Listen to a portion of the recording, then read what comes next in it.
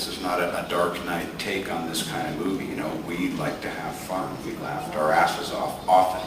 And sometimes, you know, we cried and we had heavy scenes and heavy days and tough days, but, you know, we wanted to have a good time. We wanted to project that. So I think part of finding Tony Stark was finding the joy of the kid who, you know, used to blow up his science lab, and how does he do that in a slightly more effective way once he grows up.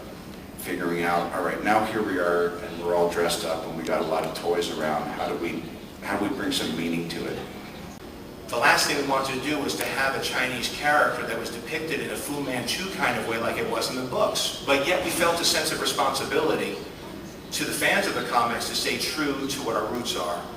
So now there's our problem. How do you stay true to the comics without presenting an anachronistic view of the world?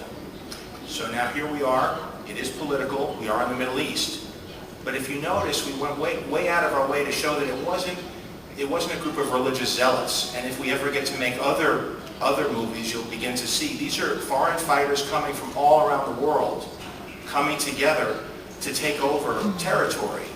And honestly, the guy who's yelling at him, he's yelling in Hungarian. And we have every language. And when Tony says, who are these people? He says, these are your loyal customers. These are people who are attracted to be part of this group of criminals from all over the world, pushing people off of their land. Off of their land. Whether or not we get to do more is really being decided by the people who see the movie and people who come out to see it.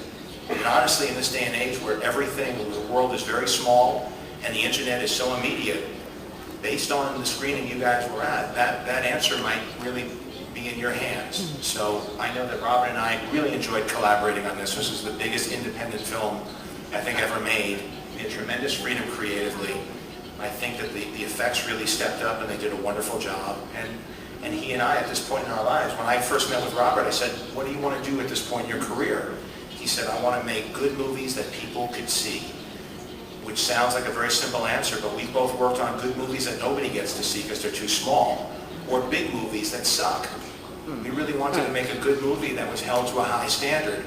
And so we will see if we did our job, and then if you, the audience, respond to it, and that will dictate our future for the next decade.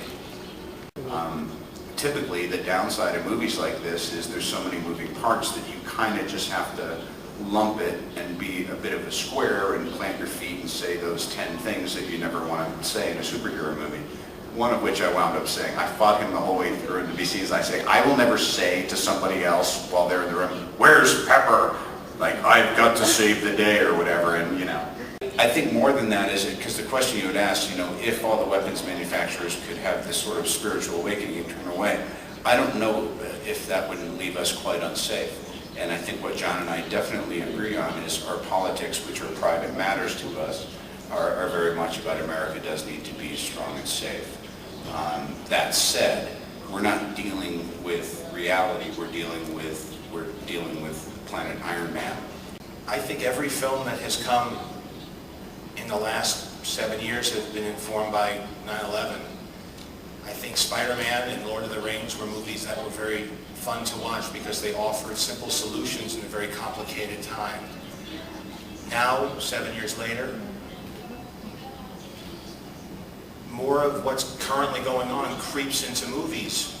And I think that if there's any message, it's not necessarily going from weapons to pacifism.